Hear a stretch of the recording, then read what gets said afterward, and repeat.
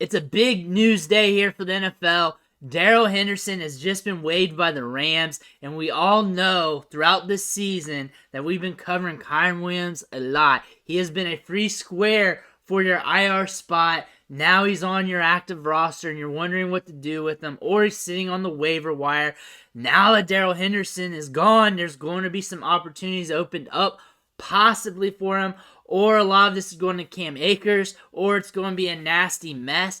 But a lot of you guys have been stashing him away, wondering what to do. So now is a good time just to see what happens. See what happens with Kyren Williams. If you have him on the back end of your roster, just pay attention, see what happens. If he's on waivers and you got a spot, what the hell?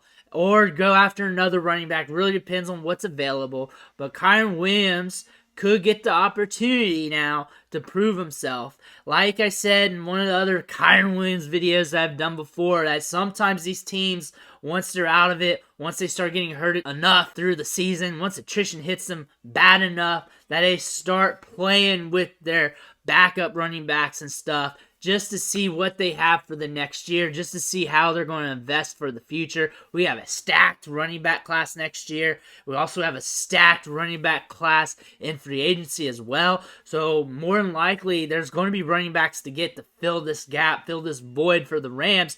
I wouldn't be looking at any of these running backs as a long-term option. But if there is a back that's going to end up getting the touches, a lot of people are putting their chips on Cam Akers, but Kyren Williams should also get some chips as well, because Cam Akers hasn't been playing great. He hasn't been proving himself this year. It's been a bad year. Kyren Williams was noted as having a bigger role going into the season. It was noted before he got injured. Now he's back. We got a few games under his belt, but a lot of his touches have been coming up in mop-up time later in the game, and it hasn't been that great. So he's just a guy you want to pay attention to. You may not even want to roster him, but a lot of you guys have been stashing him all season long.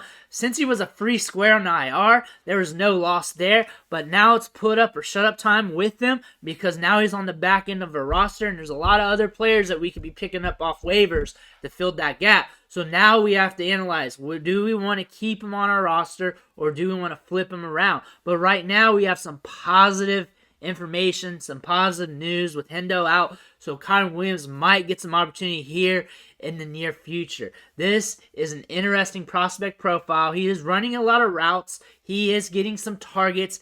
How I can see him being used best is out in the passing game, being wheeled out into the flat, getting some checkdowns. He might catch a few balls each game, run some extra routes each game. I don't see him being a prolific player in the National Football League. I just don't feel like that's in the cards, just looking at his prospect profile. But I do feel like he's more than good enough to get the job done for a short bit.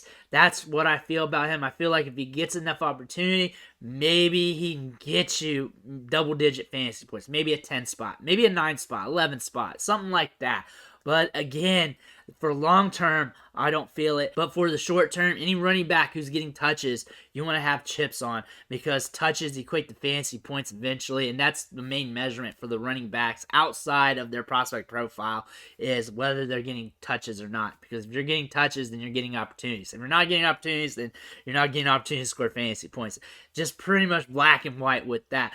But we have to see if he's going to get enough opportunities, and if the Rams offense is going to hold it down long enough for him to be productive. The offensive line's not looking good. The touch distribution's not looking good.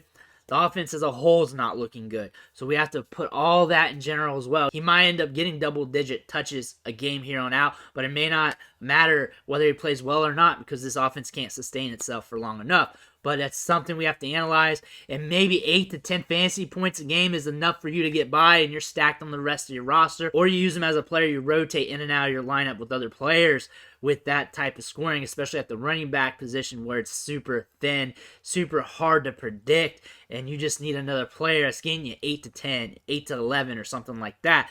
If that happens, that might be the player for you. I would not expect him to go to the moon. I would just expect him probably to get some opportunities here later in the year, because this team's probably going to want to see what they have with Williams, see what he can do under a larger workload so they know whether or not or how much they need to invest in the future at the running back position. Let me know in the comments below what you think about Kyren Williams now with this new news. Are you investing? Are you out? Are you in? Let me know, because when I do this, I get everything in the comments, and I have fun with that. Also, hit that subscribe button on the way out. I'm here with you for the stash plays, waiver wire, trades, draft, anything I can really think of. But I want to thank you for watching, and I'll catch you on the next video.